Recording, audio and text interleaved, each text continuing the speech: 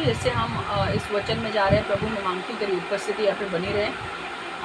मेरे मुख का पूरी तरह से कंट्रोल तू ले प्रभु, मेरे जीभ के ऊपर तू नियंत्रण ले। मैं नहीं पर तू मेरे द्वारा बोल प्रभु। पवित्र आत्मा तू मेरे द्वारा बातें कर, और जो चीज़ तुझे बोलनी है, लोगों से बातें करनी है, तू उनसे बात कर। मैं मांगती हूँ प्रभु, जैसे वचन आ रहा है, वचन क्लैरिटी में आने दे, लोगों को समझने दे जो पॉइंट मुझे बोलना है। कम्युनिकेशन में कोई गैप नहीं होनी चाहिए, क्लैरिटी से वचन आना चाहिए। और परमेश्वर मुझे उन्हें एक्सप्लेन करने के लिए मदद कर। मुझे परमेश्वर, जैसे मैं ये वचन ले रही हूँ, मैं चाहती हूँ कि हर कोई व्यक्ति जो ये वचन सुनने वाला है, यूट्यूब के द्वारा या आत्मा के द्वारा, हर एक के ऊपर अनुग्रह आने दे ये वचन को अंदर लेने के लिए। ये वचन वो अंदर ले, उनके जीवन के अंदर वो लागू करे। सिर्फ सुनने वाले नहीं बने, पर वचन पर चलने वाले लोग बने, क्योंकि वचन पर चलने से ही आशीष मिलता है। वचन को सुनने से नहीं, वचन पर चलने से आशीष मिलता है। तो परमेश्वर, मैं मांगती हूँ कि प्रभु उन्हें अनुग्रह दे और शैतान इस वचन को इनके जीवन से चुरा ना पाए। यीशु के नाम से मैं प्रार्थना करती हूँ, आमेन आमेन आमेन। ओके, एक मिनट मुझे ज़रा एडजस्ट करने दो। ओके, वचन में जाने से पहले मैं थोड़ा बैकग्राउंड देना चाहती हूँ। लास्ट टाइम क्या हुआ था, हमने देखा था कि शिमशोन को डेलीला ने पकड़वाया। ओके, शिमशोन ने कहा, डेलीला को सब सच बता दिया कि मेरे बाल कभी काटे नहीं गए हैं, मेरा मुंडन कभी किया नहीं गया है, और अगर किसी ने मेरा मुंडन कर दिया, मेरे बाल काट दिए और मुझे पूरी तरह से टकला बना दिया, अगर मुझे पूरा मुंडन कर दिया फिर मेरे बालों का, तो मेरी ताकत चली जाएगी, मेरी शक्ति चली जाएगी। और डेलीला ने इसी चीज़ का फ़ायदा उठाया। उसने फिलिस्तीन लोगों को बुलाया और फिलिस्तीन लोगों से कहा कि ये देखो आया है, इसने मुझे सब सच बता दिया, अब क्या करो, इसके बाल काट दो और इसे गंजा बना दो। हैं, इसके बाल काट दो और इसे पूरा गंजा बना दो। अब जब फिलिस्तीन लोग आए, उसने बाल काटे और शिमशोन को डेलीला ने अपने लैप पे, अपने मतलब सुला दिया शिमशोन को, और शिमशोन सो गए। और फिलिस्तीन का एक व्यक्ति आके शिमशोन के हर एक बाल को काट दिया, पूरा उसे गंजा बना दिया। डेलीला ने उस वक्त आवाज़ दिया, शिमशोन, फिलिस्तीन लोग आए हैं। शिमशोन उठ के, शिमशोन को लगा कि वापस ताकत है उसमें, वो हरा देगा उन लोगों को। बट जब वो उठा तो उसे समझ में आया कि वो एक नॉर्मल आदमी बन चुका है, उसके अंदर पवित्र आत्मा नहीं है, पवित्र आत्मा निकल गया है। ओके, और पवित्र आत्मा ही था जो उसे ताकत देता था। अब पवित्र आत्मा निकल गया है, तो अब उसके अंदर वो ताकत नहीं है। और अब क्या होता है, अब स्टोरी ऐसे होती है कि फिलिस्तीन लोग उसे पकड़ के लेकर जाते हैं और उसकी आंखें निकाल लेते हैं। ओके, उसकी आंखें निकाल लेते हैं और उसे जेल में डालते हैं और चक्की पीसने के लिए बिठाते हैं। और ये सच में ऐसा हुआ है। ओके, भले ही वो परमेश्वर का प्रॉफिट हो, अगर परमेश्वर का प्रॉफिट परमेश्वर के अगेंस्ट जाए तो उसके साथ बुरा हो सकता है। ठीक है, ओके, तो ऐसा नहीं है कि परमेश्वर का प्रॉफिट है मतलब सब कुछ, सब धमाल है, नहीं। अगर तुम इधर से थोड़ा भी चूकते हो ना, अगर गलत, और फटक से वापस नहीं आते हो, तुम्हें कॉन्सिक्वेंसेस, तुम्हें प्रॉब्लम, तुम्हें परमेश्वर का जो फटकार है भरना पड़ेगा। ओके, तो हम आज जाने वाले वचन, एक ही पॉइंट देखने वाले, जजेस 16:21। मैं इंग्लिश में पढ़ रही हूँ, आप हिंदी में निकालने वाले हो तो नाइयों की पुस्तक 16:21 निकाले, शास्ते 16:21, इंग्लिश जजेस 16:21।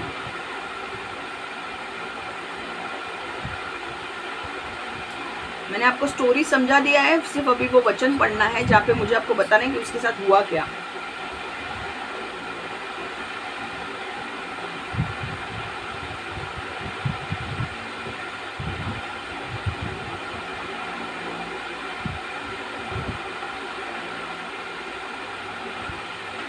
ओके, हम लोग क्या करेंगे, 20 से लेके पढ़ेंगे.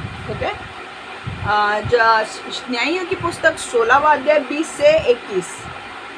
Then she called Samson, the Philistines are upon you.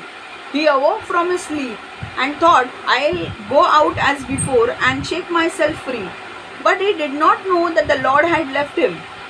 Then the Philistines, अब ये बात सुनो, then the Philistines seized him, gouged out his eyes and took him down to Gaza.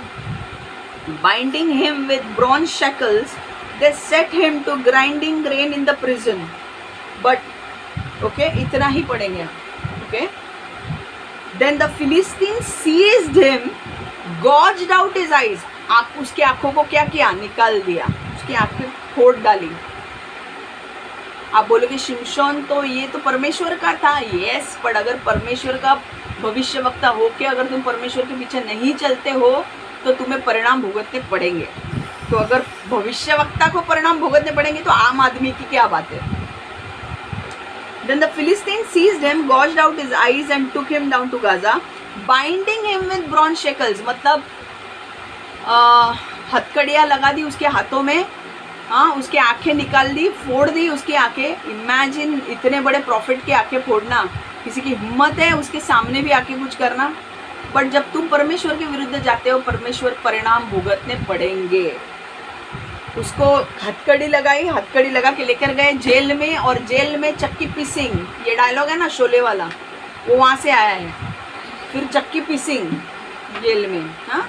तो ये जो डायलॉग है, जो शोले का डायलॉग है ना, ये कहीं ना कहीं बाइबल से आया हुआ है, चक्की पीसिंग. और चक्की पीस ही रहा था वो. मतलब कौन सी एक लेवल का प्रॉफिट जो परमेश्वर के इतने करीब है, इतने पावर है उसमें, और वो आज उसकी हालत, उसके आंखें फोड़ दी, उसको घटकड़ी लगा दी और वो चक्की पीस रहे हैं. यहाँ से एक चीज़ समझ में क्या आती है कि अगर पहला पॉइंट लिख के लो कि when you don't obey God, you will have to face the consequences. Okay? When you don't obey God, you will have to face consequences. जब तुम परमेश्वर की बात नहीं मानते हो तो तुम्हें बुरे परिणाम से गुजरना पड़ेगा. ओके, जब तुम परमेश्वर की बात नहीं मानते हो तो तुम्हें बुरे परिणाम से गुजरना पड़ेगा, चाहे वो आम आदमी क्यों ना हो, चाहे वो उसका प्रॉफिट क्यों ना हो. परमेश्वर उसमें भेदभाव नहीं करता, ये मेरा प्रॉफिट है इसको छोड़ूंगा, नहीं. परिणाम से गुजरना पड़ेगा. ओके, इसलिए you have to be very careful. You can't just play with God. You have to be very very very careful. भाई प्रॉफिट भी हो तो भी बहुत केयरफुल रहना है. You have to obey God. जेव्हा तुम्ही परमेश्वराच्या अधीन राहत नाही, ताई पॉइंट लिहिला, जेव्हा तुम्ही परमेश्वराच्या अधीन राहत नाही तेव्हा तुम्हाला त्याचे, जेव्हा तुम्ही परमेश्वराच्या अधीन राहत नाही तेव्हा तुम्हाला त्याचे परिणाम भोगायला लागतील. जेव्हा तुम्ही परमेश्वराच्या अधीन राहत नाही तेव्हा तुम्हाला त्याचे परिणाम भोगावे लागतील.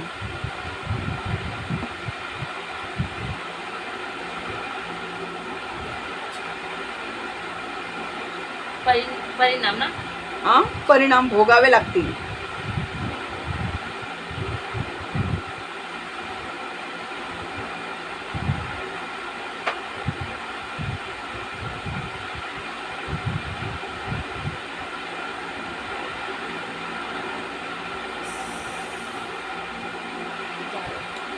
आता आपण मराठीमध्ये वाचूया.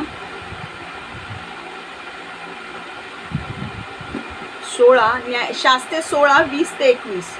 मग ती त्याला म्हणाली, शिमशोन, पलिष्ठी लोक तुला जेरबंद करायला आले आहेत. तेव्हा तो जागा झाला. त्याला वाटले पूर्वीप्रमाणेच यावेळी मी माझा सुटका करून घेऊ शकेन.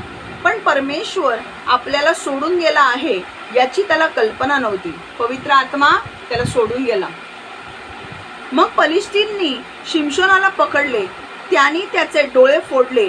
ते त्याला गजा शहरात घेऊन गेले. तो निसटून जाऊ नये म्हणून त्याला त्यांनी साखळ दांडीने आवळून बांधले. तसेच त्याला तुरुंगात ठेवले व जात्यावर धान्य दळायला लावले. कळलं तुम्हाला? तो क्या किया? मराठीमध्ये मी म्हणते की शिमशोनाला पकडलं, त्याचे डोळे फोडले, त्याला जेरबंद केलं, म्हणजे हातकडी म्हणतो ना आपण, त्याला हातकडी लावली, साखळदांडी लावली, आणि कारण तो पळून जायला नको म्हणून, आणि मग त्याला चक्कीवर दळायला लावली. त्याला कळलं, जात्यावर धान्य दळायला लावले. ठीक है, तो वो चक्की पीस रहा था. ठीक है, मुझे ये हिंदी में भी लेना है, आई एम सॉरी, मुझे तीनों लैंग्वेज में लेना पड़ता है क्योंकि बहुत सारे लोग हैं वो अलग अलग लैंग्वेज में सुनते हैं.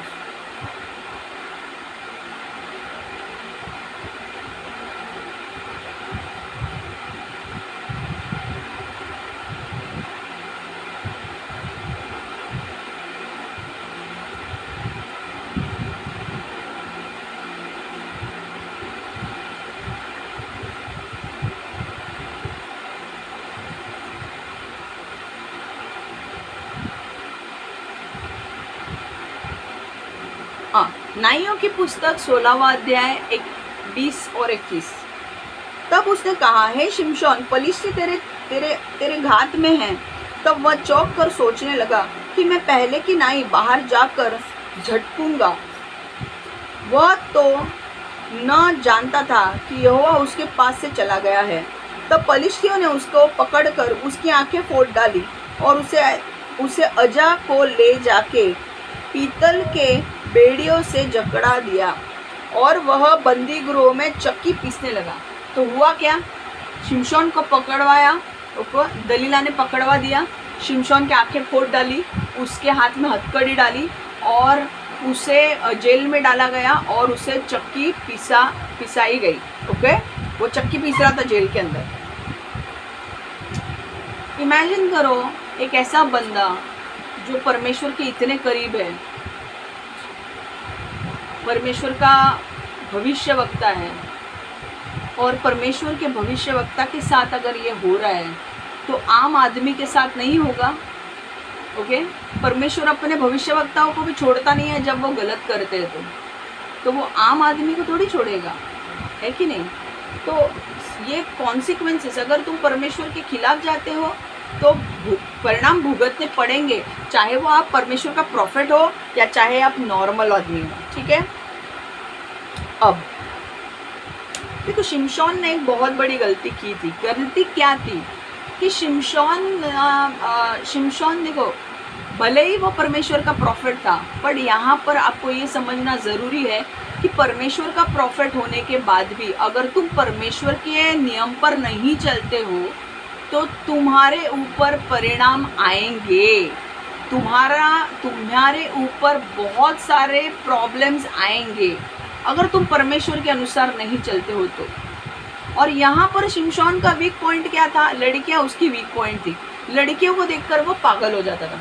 भले पवित्र आत्मा उसके ऊपर था, ओके, लड़ाई करने में वो माहिर था, पर जब लड़कियों को देखता था वो वीक पड़ जाता था. देखो ये इसमें हर चीज़, एक चीज़ मैं आपको बताना चाहती हूँ, हर चीज़ परमेश्वर आपको ऐसे नहीं देगा कि ले बेटा, चाहे वो परमेश्वर का प्रॉफिट हो या आम आदमी हो, ऐसे ही नहीं देगा कि बेटा मैंने पवित्र आत्मा तुम्हें दिया है, तुम 1000 लोगों को मार सकते हो. बट कुछ चीज़ें, कुछ टेम्पटेशंस, कुछ वीकनेस तुम्हारे अंदर है, उस वीकनेस के साथ तुम्हें अपनी लड़ाई लड़नी होगी. वो वीकनेस क्या था उसकी, लड़कियाँ. तो परमेश्वर, अगर तुम जानते हो कि तुम इतने करीब हो परमेश्वर के और तुम्हारा वीकनेस लड़कियां है, तो तुम्हें प्रार्थना करनी चाहिए परमेश्वर से कि परमेश्वर मुझे इस वीकनेस से बचा, या मुझे ये वीकनेस निकाल ले मेरे अंदर से. ये जो मेरा वीकनेस है, जब मैं लड़कियों को देखता हूँ तो मेरे अंदर कुछ होता है, मैं अपने आप के ऊपर काबू नहीं रख पाता हूँ. जब मैं पैसों को देखता हूँ तो मैं अपने आप के ऊपर काबू नहीं रख पाता हूँ, मैं गलत काम करता हूँ. तो आपको परमेश्वर से मांगना है, आपको मांगना है, भले प्रॉफिट होने दो या नॉर्मल आदमी होने दो, आपको परमेश्वर से मांगना है, परमेश्वर मेरी ये मेरा वीकनेस है, मुझे इस वीकनेस से दूर कर. ओके, और जब आप मांगते रहोगे ना उस वीकनेस के लिए, तो आपको परमेश्वर उस स्थान पर जब आप आओगे ना तो वो वीकनेस आपके पास नहीं रहेगा. मैंने एक चीज़ मांगी थी कि मैं जब बड़ी और बहुत बड़ा मैं प्रॉफिट जब मैं बनूंगी, मुझे पता है मेरे पास बहुत पैसा आने वाला है और बहुत बड़े बड़े लोगों से उठना बैठना होगा। मुझे सब पता था क्योंकि मुझे 10 साल पहले ही भविष्यवाणी आई थी और मैंने रिकॉर्ड करके रखा था। और तब मैंने अपने घुटनों पे गई और मैंने प्रार्थना की कि परमेश्वर जब वो चीज़ होगी ना, तो मुझे ना नम्र रखना, क्योंकि लोग यहाँ पैसा देख के, बड़े बड़े लोग देख के हमारा दिमाग ख़राब हो जाता है, हवा घुस जाती है हमारे दिमाग में और फिर हम परमेश्वर के अनुसार चलते नहीं हैं। मैंने कहा ना, वो उज़िया राजा जो था, जब उसको फेम मिलने लगा, जब उसको लोग पहचानने लगे, उसके नाम उसका फेम नाम शोहरत उसकी जब बढ़ने लगी, तो उसने क्या किया, उसने मंदिर में जाके सेंसर मतलब धूप जलाया, जो उसका काम नहीं था। और परमेश्वर ने जब वो देखा, उसी वक्त उसे लेप्रोसी दिया, कोड दिया उसे और उसे भेज दिया। और वो राजा रहा नहीं, वो हमेशा के लिए कम्युनिटी के बाहर दूर रहता था, क्योंकि उस वक्त कोड एक दूसरे को हो सकता था, तो उसे निकाल दिया उसी वक्त परमेश्वर ने। तो तुम देखो, परमेश्वर ना आपको परखेगा, चाहे वो प्रॉफिट हो। पता नहीं है मैं क्यों बोल रही हूँ, मेरे लिए भी है। परमेश्वर आपको परखेगा, आपको गाड़ी देगा, बड़े बड़े गाड़ी देगा। एक टाइम आएगा आप बड़े बड़े गाड़ियों में घूमोगे, बड़े बड़े लोग आपके साथ उठेंगे बैठेंगे, और तब परमेश्वर एक ऐसे गरीब व्यक्ति को आपके सामने लाएगा जो आपसे प्रार्थना मांगेगा। हाँ, प्रार्थना मांगेगा कि मेरे लिए प्रार्थना करो। और आप तब ऐसे व्यक्ति के साथ हो जो बहुत बड़ा बिजनेसमैन है या बहुत बड़ा लेवल का आदमी है, आप उससे बात कर रहे हो और ये गरीब व्यक्ति आपसे आके पूछता है मुझे प्रार्थना करो। आपको परमेश्वर टेस्ट करेगा। आप क्या करते हो उस वक्त? आप उसको झटका देते हो कि नहीं प्लीज़ चल मैं बाद में बोलता हूँ, या किसी और को बोलता हूँ प्रेयर करने के लिए, और आप उस हाईफाई आदमी के साथ बात करते रहोगे, या फिर वो हाईफाई आदमी को कहोगे रुक एक मिनट, हम दोनों मिलके इसके लिए प्रेयर करते हैं। ये परमेश्वर आपको पैसे देने के बाद, फेम देने के बाद वो परखेगा कि तुम मेरे वचनों पे चल रहे हो कि नहीं। और सबसे बड़ी टेस्ट होती है ये। पैसे पहले नहीं मिले है ना, हम परमेश्वर करेंगे ही।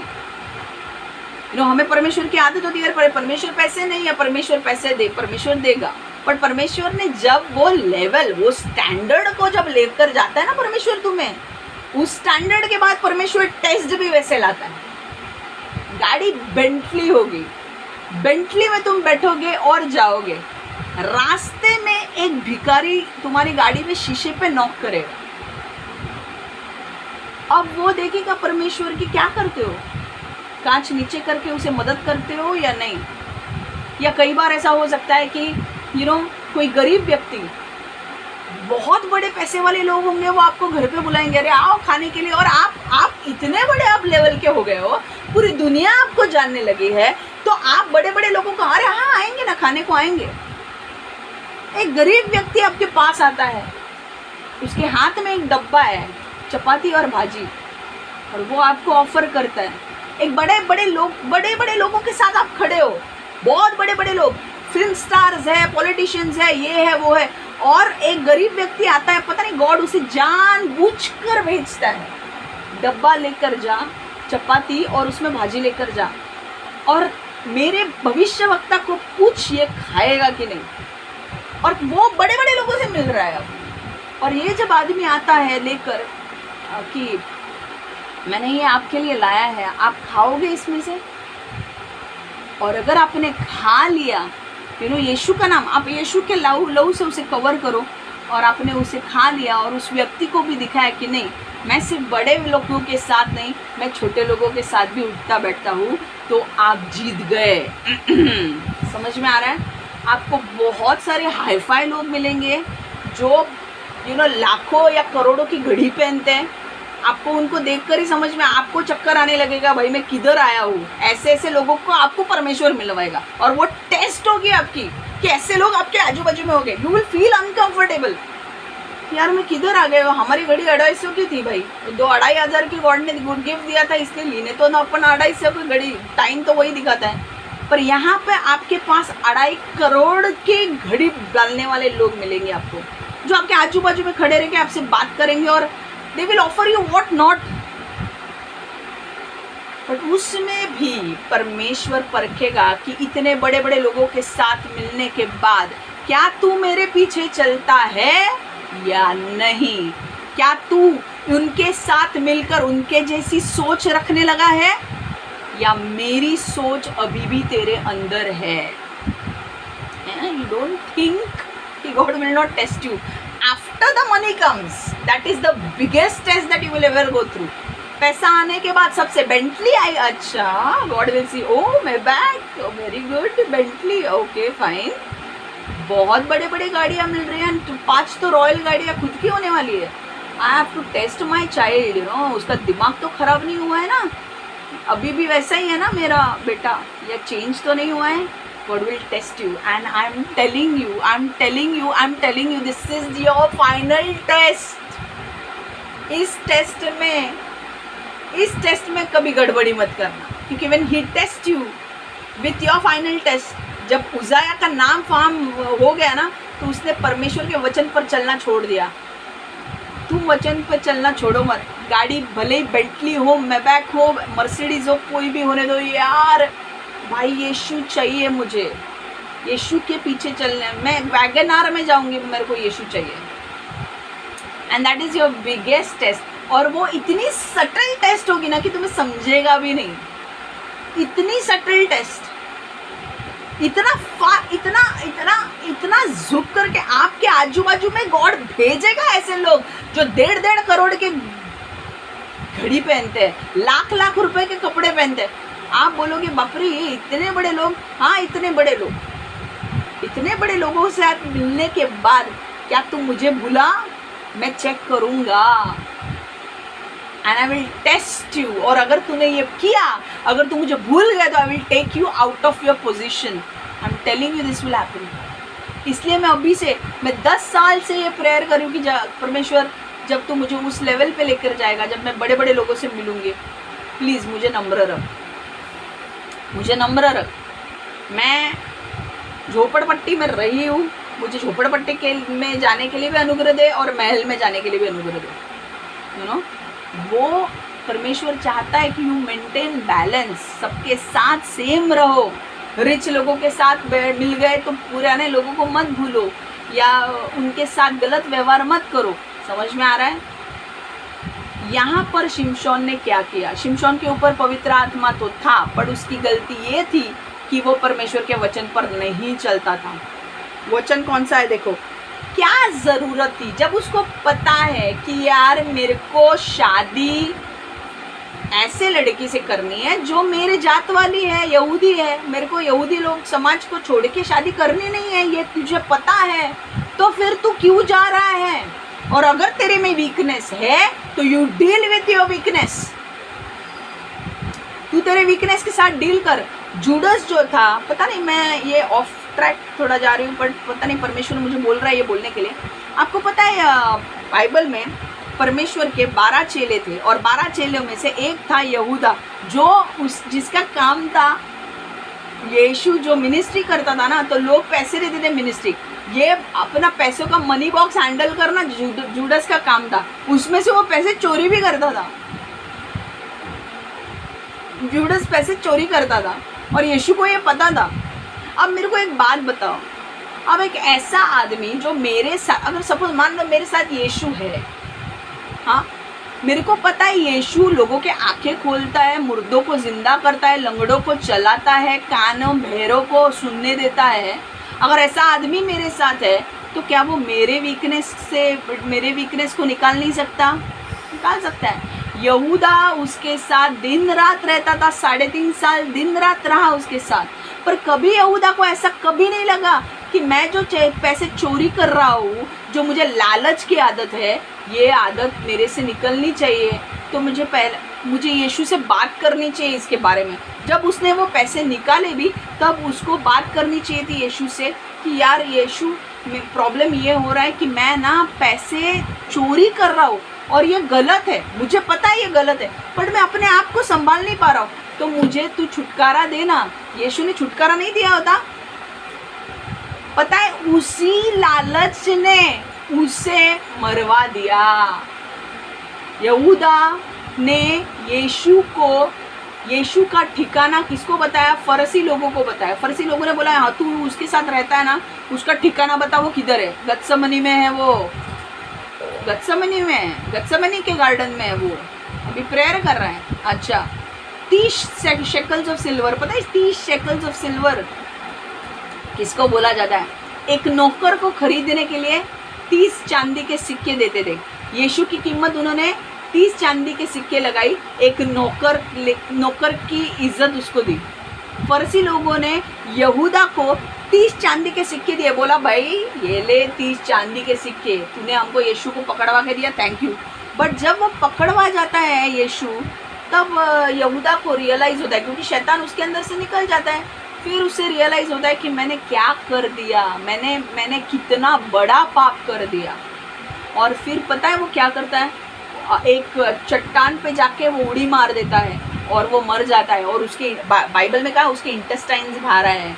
और जिस फील्ड में वो गिरता है ना, जहाँ पे खेती, जिस खेती के ऊपर वो गिरता है ना, उसकी बॉडी, वो खेती को यूज़ नहीं किया है, बोला कि इसको हम सिमेट्री बना देंगे।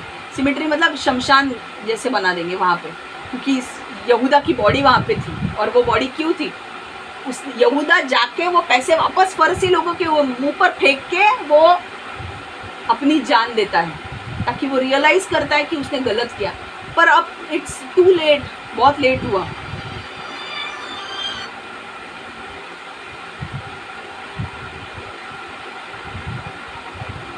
बहुत लेट हुआ है।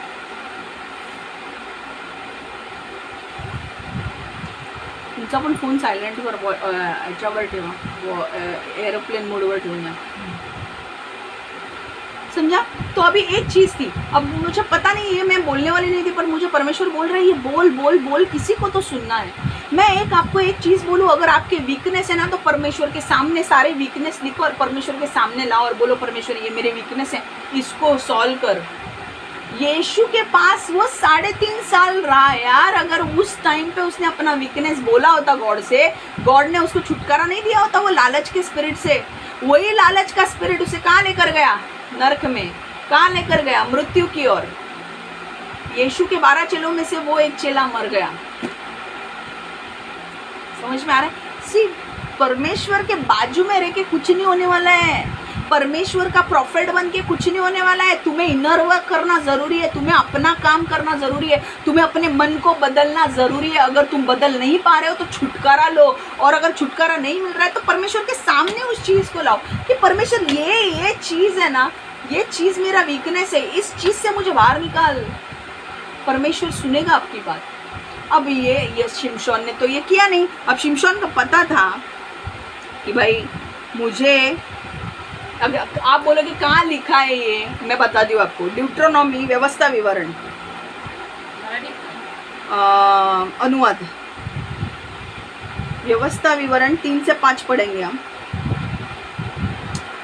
और देखो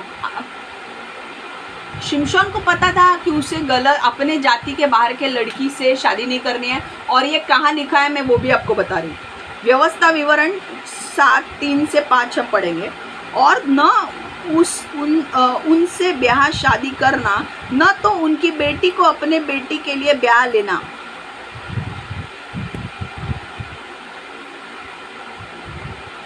क्योंकि वे तेरे बेटे को मेरे पीछे चलने से बहकाएंगे और दूसरे देवता की उपासना करवाएंगे, और इस कारण यहोवा का कोप तुम पर भड़क उठेगा और वह तुझको शीघ्र सत्यानाश कर डालेगा। तो यीशु किसको बोल रहा है? यीशु बाइबल में बता रहा है कि तुम्हारे जात वाली लड़की से, मतलब यहूदी को यहूदी लड़की से ही शादी करनी है, दूसरे लड़कियों के साथ शादी नहीं करनी है, या दूसरे लड़कों के साथ शादी नहीं करनी है। वह उन लोगों ऐसे बर्ताव करना कि उनकी वेदिया को ढा देना, उनकी लाठों को तोड़ डालना, उनकी अशेरे नाम मूर्तियों को काट काट कर गिरा देना, और उनकी खुदी हुई मूर्तियों को आग में जला देना।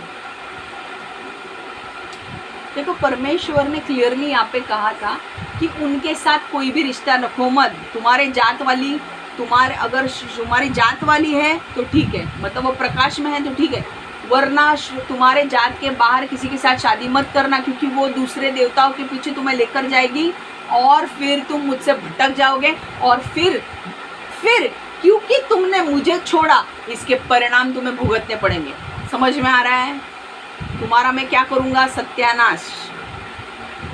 देखो वो पॉइंट देखो क्या लिखा है, क्योंकि वे तेरे बेटे को मेरे पीछे चलने से भटकाएंगी और दूसरे देवता की उपासना करवाएंगी, और इस कारण यहोवा का कोप तुम पर भड़क उठेगा और वह तुझे शीघ्र ही सत्यानाश कर डालेगा।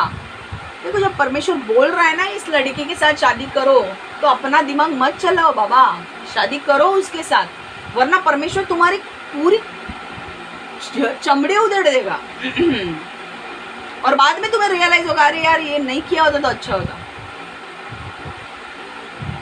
समझ में आ रहा है? मैं वापस मराठी में भी पढ़ रही हूँ।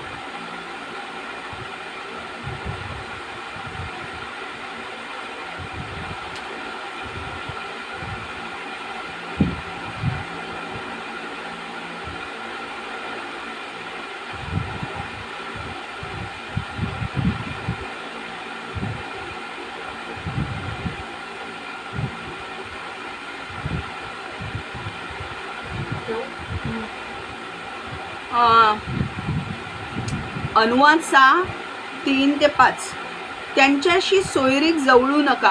कोणाशी? 7 पडतात. 7:3-5 कोणाशी सोयरीक जवळू नका?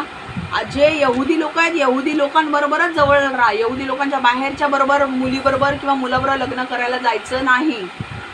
त्यांच्याबरोबर सोयरीक जवळू नका. आपल्या मुली त्यांना देऊ नका. त्यांची मुली आपल्या मुलांना करून घेऊ नका, कारण हे लोक तुमच्या मुलांना माझ्यापासून विचलित करतील. त्यामुळे तुमची मुले अन्य देवतांचे भजन पूजन करतील. अशाने परमेश्वराचा तुमच्यावर कोप होईल व तो तात्काळ तुमचा नाश करेल. खोट्या देवांचा नाश करा. त्या देशात तुम्ही असे करा. त्यांचा वैद्या पाडून टाका. त्यांच्या स्मारक स्तंभ फोडून टाका. अशेरा देवताचे स्तंभ उपटून टाका. मूर्ती जाळून टाका. ते परमेश्वराला या गोष्टी आवडत नाही. परमेश्वर म्हणतो माझी उपासना करा तर तुम्ही जगाल. अब ये सारी चीज़ें अभी इंग्लिश में पढ़ा नहीं ना मैंने.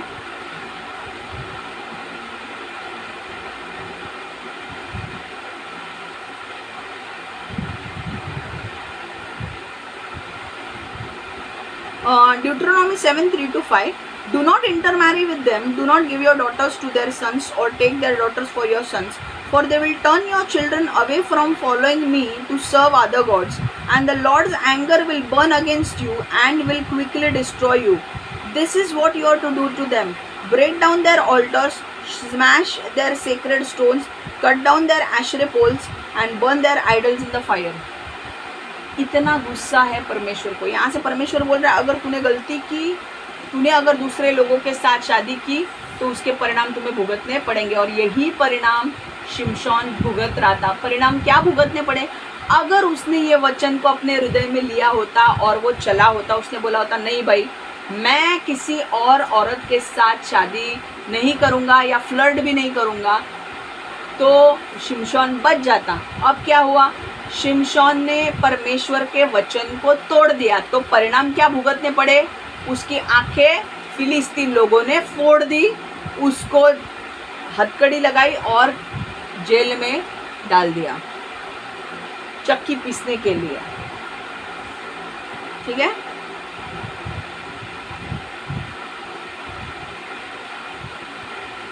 एक ही चीज़ मुझे ना बार बार परमेश्वर बोल रहा है, अगर आपको कोई भी वीकनेस है तो एक चिट्ठी बनाओ, एक पेपर बनाओ, उसके ऊपर आपके वीकनेस लिखो और वो परमेश्वर के सामने लाओ और परमेश्वर को कहो कि ये मेरे वीकनेस है, मुझे इससे छुटकारा दे.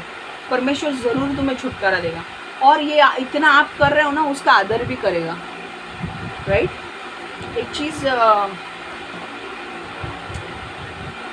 एक ही चीज़ यहाँ से समझना क्या है हमें. एक मिनट में और एक वचन हमें पढ़ना है, बट यहाँ से हमें समझना क्या है? यहाँ से हमें समझना ये है कि अगर आप परमेश्वर के विरुद्ध जाते हो अगर आप परमेश्वर के विरुद्ध जाके काम करते हो तो परिणाम आपको भुगतने पड़ेंगे।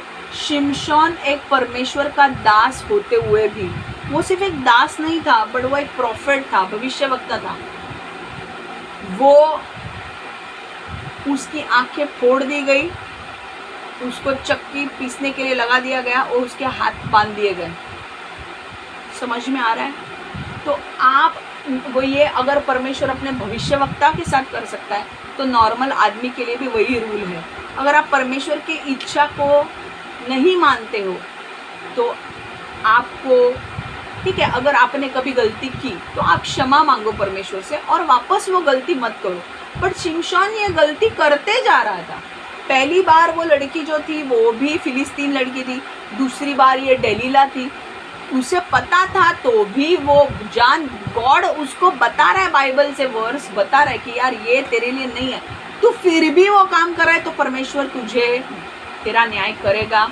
और परमेश्वर परमेश्वर जब फटकारेगा तुझे तो उसके परिणाम तुझे भुगतने पड़ेंगे।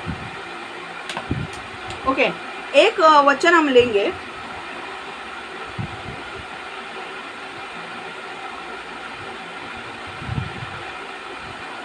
इंग्लिश में लेविटिकस। देखो, अगर आप परमेश्वर की बात नहीं मानते हो ना तो परमेश्वर क्या क्या आपके साथ कर सकता है ये वचन में बोला है। लेविटिकस 26:14-17, लेविटिकस 26:14-17, लैव व्यवस्था 26:14-17। But if you will not listen to me and carry out all these commands, and if you reject my decrees and abhor my laws and fail to carry out all my commands and so violate my covenant, then I will do this to you. I will bring on you sudden terror, wasting disease and fever that will destroy your sight and sap your strength. You will plant seed in vain because your enemies will eat it. I will set my face against you so that you will be defeated by your enemies. Those who hate you will rule over you and you will flee even when no one is pursuing you. Hallelujah. मराठीत नाही सांगते, lab व्यवस्था उघडते मी.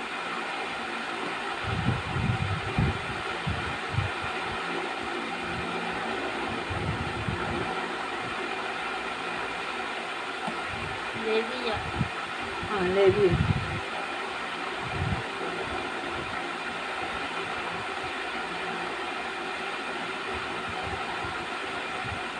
14 ते 17 घेतलेलं ना आपण. हवा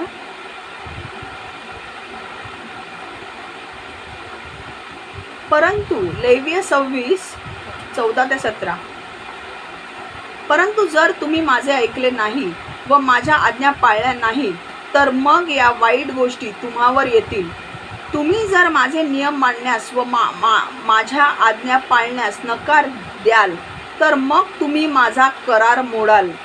तुम्ही तसे कराल तर मग तुम्हावर भयंकर संकट येतील. असे मी करीन. क्षयरोग व ताप यांनी मी तुम्हाला पीडीन.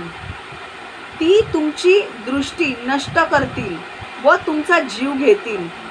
तुम्ही बियाणे पेराल पण तुम्हाला यश मिळणार नाही. तुम्हाला पीक मिळणार नाही आणि तुमचे शत्रू तुमचे धान्य खाऊन टाकतील. मी तुमच्या विरुद्ध होईन म्हणून तुमचे शत्रू तुमचा पराभव करतील आणि कोणी तुमचा पाठलाग करत नसतानाही तुम्ही पळाल. कळलं? परमेश्वर क्या बोल रहा है कि एक तो अगर मैं तुम लोगों ने अगर मेरी बातें नहीं मानी तो क्या होगा, मैं तुम्हें भयंकर बीमारी दूंगा, बुखार दूंगा जिसके वजह से तुम्हारी आंखें चली जाएगी, जिसके वजह से तुम मर भी सकते हो. ये मैं नहीं बोल रही हूँ, परमेश्वर बोल रहा है. ओके, मी तुमची दृष्टी नष्ट करेन. क्षयरोग व ताप यांनी मी तुम्हाला पीडीन. मी तुमची दृष्टी नष्ट करेन. मी तुमचा जीव तुमचा जीव घेतील. मतलब परमेश्वर ऐसी बीमारी आपको भेजेगा, ऐसा श्राप, ऐसा रोग, ऐसी बीमारी तुम्हारे अंदर डालेगा जो बीमारी तुम्हारे पूरी शरीर की ताकत निकाल देगा और तुम्हें मार डालेगा। तुम्हारे पास बीज होंगे, तुम बीज बोओगे, पर वो बीज से जो उपज आएगा वो तुम्हारा दुश्मन लेकर जाएगा। तुम नहीं खाओगे, तुम्हारा दुश्मन लेकर जाएगा। तुम्हारा दुश्मन तुम्हारे ऊपर राज करेगा। मी तुमच्या विरुद्ध होईन म्हणून तुमचे शत्रू तुमचा पराभव करतील आणि कोणी तुमचा पाठलाग करत नसतानाही तुम्ही पळाल। देखो यहाँ पे क्या लिखा है, कोई पीछे नहीं आ रहा है ना तो भी तुम भागने लगोगे, मतलब मेंटली पागल हो जाओगे, है कि नहीं। अगर हमारे पीछे कोई आ रहा है तो हम भागेंगे ना, अगर नहीं आ रहा है तो क्यों भागेंगे। इसका मतलब अगर हम भाग रहे हैं, अगर हमारे पीछे कोई आ नहीं रहा है तो मतलब हम पागल हो चुके हैं। तो परमेश्वर इनडायरेक्टली कह रहा है कि तुम पागल हो जाओगे। समझ में आ रहा है। अब ये मैं इंग्लिश में बोला ना, मैंने इंग्लिश में बोली ना, मैं हिंदी में बोलना है।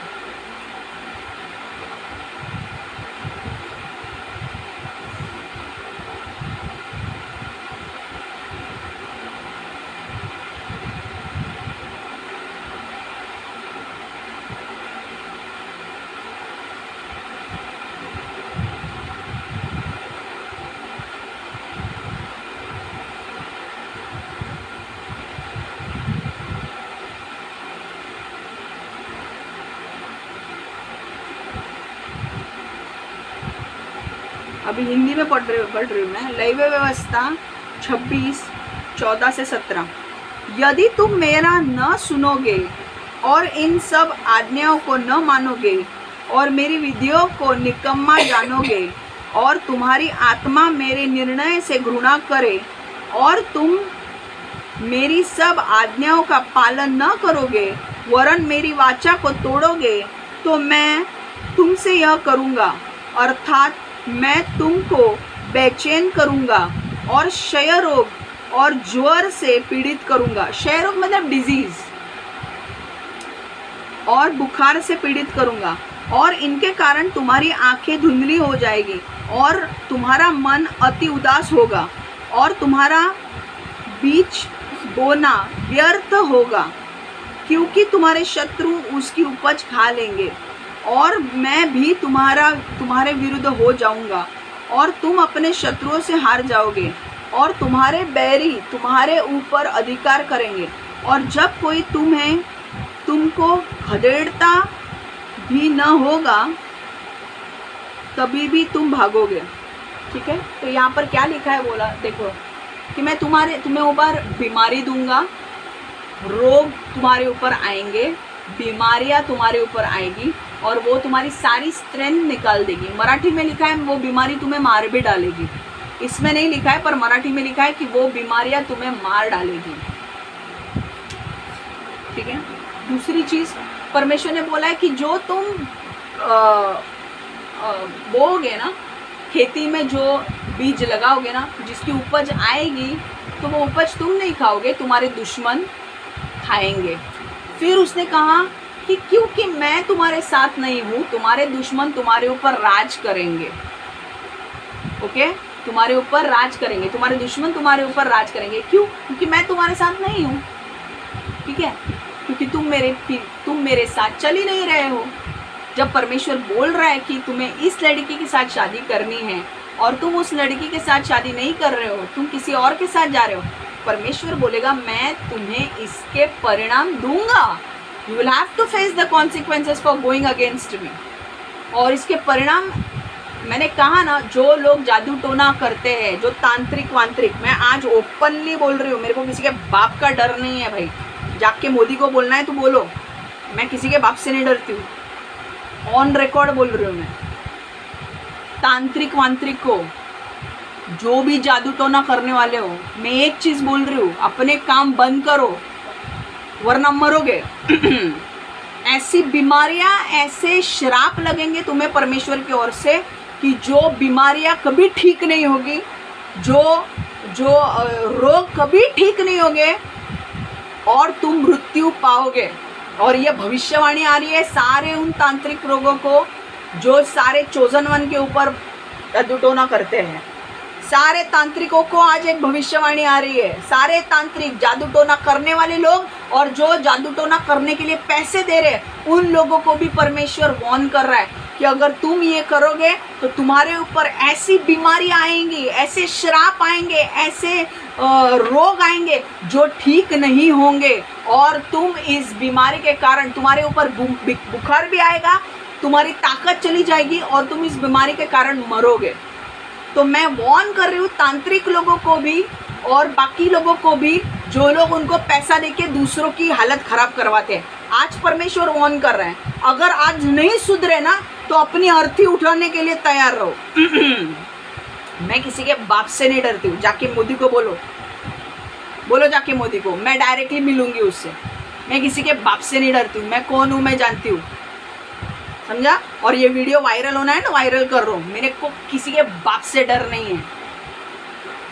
अगर ये किया, अगर जादू टोने किए, तंत्र मंत्र किया और इनोसेंट लोगों की जान लेने की कोशिश की, तो परमेश्वर आज बोल रहा है कि मैं तुम्हारी जान ले लूँगा।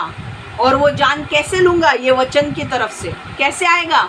बीमारी आएगी, रोग आएगी, तुम्हारे चीज़ें कोई भी फलवंत नहीं होंगे, तुम्हारा बिजनेस डूबेगा, तुम्हारा पास जो होगा वो सब डूबेगा, और तुम्हारे ऊपर ऐसे रोग और ऐसी बीमारी आएगी, डॉक्टर के पास जाके कुछ नहीं होगा। डॉक्टर हाथ ऊपर करेगा, बोलेगा परमेश्वर से प्रार्थना करो। परमेश्वर बोलेगा मैंने डिसाइड कर लिया, इसको मारना है। तो अपनी अर्थी उठने के लिए तैयार रहो और अपने बच्चों को तैयार करो। भाई मेरे को 4 लोग चाहिए कंधा देने के लिए। अगर इतनी ज़्यादा है ना, अगर इतनी मस्ती है ना, तो अभी अगले 3-4 महीने में देखो बहुत सारे लोगों की जान जाएगी, अगर ये वचन को सीरियसली नहीं लिया तो।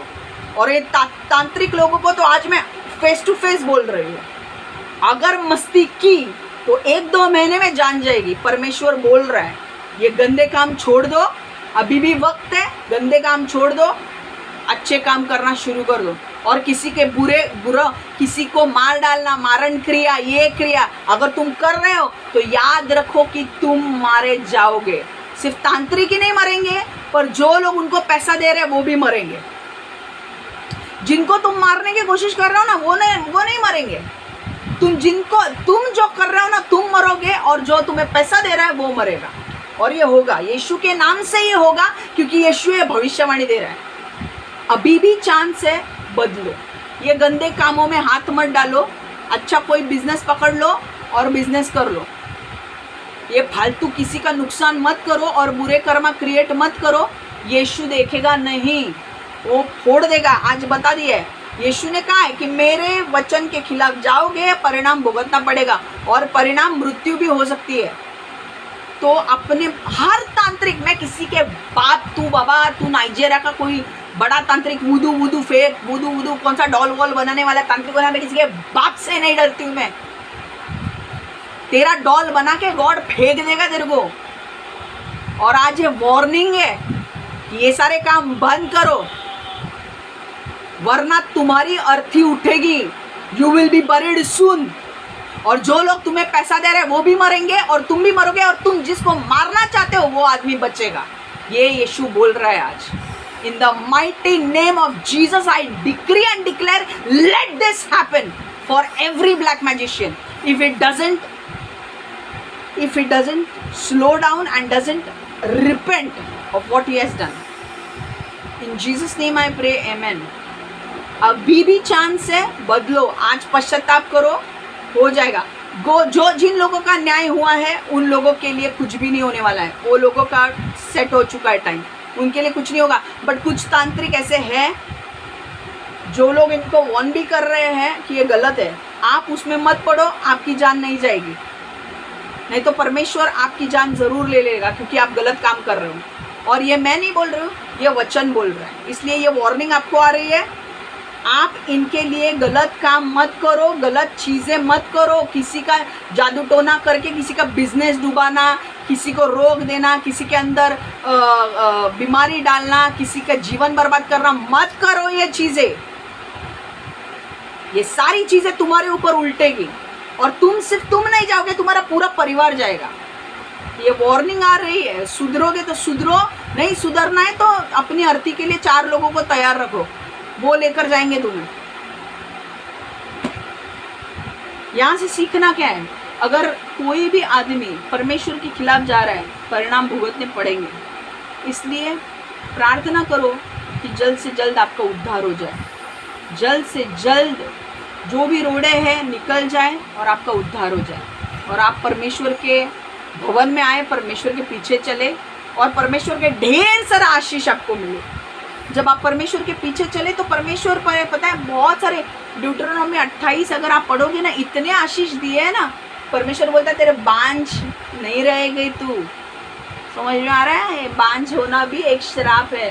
तू बांझ नहीं रहेगी, तेरे घर में फल फ्रूट्स रहेंगे, तेरे खेत खलियान में बहुत फसल रहेगी, तेरे दुश्मन तेरे ऊपर हावी नहीं होंगे, मेरा आशीष तेरे हर चीज़ के ऊपर होगा, तू जिसके ऊपर हाथ लगाएगा वो तेरा होगा। इतना बड़ा आशीष। रोमर कभी हम ड्यूटरोनॉमी 28 को देखेंगे कि कितने बड़े आशीष है जब तुम परमेश्वर के पीछे चलते हो तो। आमीन। मैं नहीं चाहती कि कोई भी तांत्रिक वांत्रिक भी मरे, मैं नहीं चाहती कि कोई भी तांत्रिक के ऊपर वो आए, पर अगर तुम नीच हो, अगर तुम्हें पैसों की लालच है और अगर तुम ये काम कर रहे हो तो परमेश्वर कह रहा है आज मौका है, सुधर जाओ, अपना काम छोड़ दो और किसी का बुरा मत करो। पैसे देने के लिए लोग आएंगे, उनका काम मत लो, क्योंकि वो तो मरेंगे, तुम्हारे साथ में तुम्हें भी लेकर जाएंगे, और परमेश्वर उनको नहीं छोड़ेगा और तुम्हें भी नहीं छोड़ेगा, क्योंकि तुमने वो गंदा काम किया। और एक चीज़ जान लो, अगर तुम्हारा मंत्र करके मेरा कुछ होने वाला नहीं है, मैं मेरा मकसद पूरा करके ही जाऊंगी। आगे 45 इयर्स मेरे को जिंदा रहना है और मैं जी के जाऊंगी, मैं अपना काम करके जाऊंगी। तुम्हारे जादू टोना से मेरा कुछ बिगड़ने वाला नहीं है, ठीक है? तो ये मैं आपको मुंह पे कह रही हूँ, मेरे को किसी के बाप से डर नहीं है। तुम कितने भी बड़े हाई रैंक के होने दो, मेरा भी हाई रैंक है। हाँ, तो मेरा रैंक अगर जानने की कोशिश करनी है, परमेश्वर को पूछो, करके देखो, फिर जब वो रिटालिएट तुम्हारे ऊपर आएगा ना, तब तुम्हें समझेगा मेरा रैंक क्या है। समझ में आ रहा है? So God bless you all. मैं नहीं चाहती हूँ कि आप मरे, पर मैं वॉर्न कर रही हूँ कि अगर आपके पास ऐसे लोग आ रहे हैं, दूर रहो उनसे। आपकी लाइफ जाएगी, आपकी फैमिली बर्बाद हो जाएगी। इससे अच्छा आप दूर रहो, परमेश्वर का आशीर्वाद लो आने वाले दिनों में, और भरपूर आपको आशीष मिले। अगर गंदे काम करना छोड़ दो, भरपूर आपको आशीष मिले, भरपूर भरपूर, गॉड भरपूर ब्लेस करे आपको, पर गंदे काम मत करो। किसी का बुरा करने के लिए पैसे मत लो, किसी का अच्छा करने के लिए, वो भी आपको जादू टोना नहीं करना है। बट अब मुझे पता है कि आप उस टीम में हो, आप अभी तक आपका उद्धार नहीं हुआ है, इसलिए बुरे काम मत करो। बहुत जल्दी आपका उद्धार होने वाला है। ओके, तो एक ही सैमसन के चीज़ से हमें सीखना है कि जो परमेश्वर आपको बताता है वो करो। अगर परमेश्वर आपको कोई लड़की दिखा रहा है, उसी लड़की के साथ शादी करो, वरना आपकी ज़िंदगी बर्बाद हो जाएगी। अगर आपको कोई लड़का दिखा रहा है कि ये लड़का है, आपको उसी लड़के के साथ शादी करनी है, वरना आपकी ज़िंदगी बर्बाद हो जाएगी। वो दूसरा लड़का आपके लाइफ में खुशियाँ नहीं लाएगा, वो दूसरी लड़की आपके लाइफ में खुशियाँ नहीं लाएगी, क्योंकि उसमें परमेश्वर नहीं होगा, उस शादी में परमेश्वर नहीं होगा। जो परमेश्वर आपको बोल रहा है, उस स्कूल में एडमिशन लो, उस स्कूल में एडमिशन लो, उस कॉलेज में एडमिशन लो, उस कॉलेज में एडमिशन लो। परमेश्वर बोल रहा है, अगर आपको एक चर्च है जो दूर का चर्च है, अभी हर कोई मेरे चर्च में नहीं आ सकता, जियो कन्वेंशन में आगे प्लीज़, तो हर कोई बोलेगा मेरे को वही इधर से मैं कल्याण से उधर ट्रैवल करके आता हूँ, ऐसा मत करो। बहुत सारे लोगों को ये करना है, आपके उधर है, बट हमारे लिए ऐसा था, मेरे लिए ऐसा था कि मेरे लिए भाईंदर का चर्च रखा था, तो मैं माहिम में रहती हूँ तो मुझे भाईंदर ट्रैवल करना पड़ता था। ओके, और मुझे कुछ सीखना था, इसलिए परमेश्वर ने मुझे उस चर्च में रखा था। ओके, बट हर एक के लिए वो नहीं है, ठीक है? जो आपके लिए परमेश्वर बोल रहा है वो आप करो, ठीक है? आपको किसी गर्लफ्रेंड को छोड़ने को बोल रहा है, करो। किसी लड़के को छोड़ने के लिए बोल रहा है, करो। कोई रिलेशनशिप छोड़ने के लिए बोल रहा है, जो रिलेशनशिप छोड़ दो। कोई ऐसा काम जो अगर आप कर रहे हो, गैम्बलिंग कर रहे हो, दारू पी रहे हो, कुछ तो एडिक्शन है, परमेश्वर के सामने भीख मांगो, बोलो मुझे इससे छुटकारा दो, और वो छोड़ दो, ठीक है? और नहीं छूट रहा है, आने वाले दिनों में छूटेगा। ओके, टेंशन मत लो, पर गलत काम मत करो, ठीक है? गॉड ब्लेस यू ऑल, ठीक है? मुझे पता है आज का वचन थोड़ा सा बहुत सीरियस हो चुका था एंड में, क्योंकि वो पवित्र आत्मा कुछ लोगों से बात कर रहा था। ऐसे बहुत सारे तांत्रिक हैं जो बहुत लोगों की बहुत ज़िंदगी बर्बाद कर रहे हैं। ओके, एंड उन्हीं के लिए वार्निंग थी वो, ठीक है? तो मुझे बोलना ज़रूरी था, I am a prophet, I have to tell, और मैं किसी के बाप से नहीं डरती, ठीक है। मैं एक ही व्यक्ति से डरती हूँ और वो है यीशु, और मैं उसके अधीन चलती हूँ, तो मुझे डरने की ज़रूरत नहीं है, ठीक है। So God bless you all, आपको डरने की ज़रूरत नहीं है। Keep doing good work, keep doing good work. आने वाले दिनों में 2026 is your year and you are going to get saved, okay. And especially if you are single, okay, so please get married to your ordained spouse, okay. And please get married to your ordained spouse, okay. 2026 is going to be really one of the best year of your life, okay. Salvation process शुरू हो जाएगी मेरे हिसाब से, so wait for it. अपने आप को तैयार करो and be ready. The veil is going to come down now very soon, okay. So be ready, okay. आपको तो पता है, मुझे नहीं पता है, so it's going to come down now. अब पिक्चर अभी बाकी है मेरे दोस्त, अब बहुत मज़ा आने वाला है आगे, and God bless you all, take care, bye, see you, take care. परमेश्वर यीशु, मैं मांगती हूँ प्रभु हर एक को ब्लेस कर, आशीर्वादित कर यीशु के पीछे चलने के लिए, और यीशु जो बोल रहा है वो करने के लिए मदद कर प्रभु, उन्हें अनुग्रह दे गलत काम छोड़ने के लिए, सही काम करने के लिए, और जो परमेश्वर बोल रहा है उन्हें करने के लिए वो काम करने के लिए, अगर उन्हें डर भी लग रहा है तो डरते डरते वो काम करने के लिए अनुग्रह दे, ताकि वो काम कर सके और उन्हें वो आशीष मिल सके प्रभु। यीशु के नाम से मैं मांगती हूँ, amen amen amen, okay. Bless you all, take care.